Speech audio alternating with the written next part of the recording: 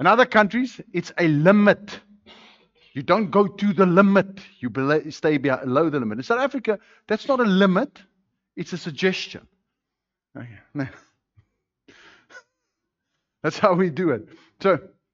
And then there's this moth that just jumps out from behind the tree because you are doing 140. You took the suggestion and you went past the suggestion.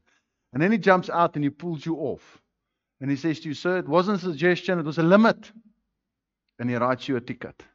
You are living in the country, but you are clashing with its culture. So you're not part of that country, even though you're in it. There's a lot of people that are in the kingdom of God that do not live by the principles of the kingdom of God, and then they say it doesn't work for me. They don't have these cornerstones in their life. They say, well, it doesn't work for me.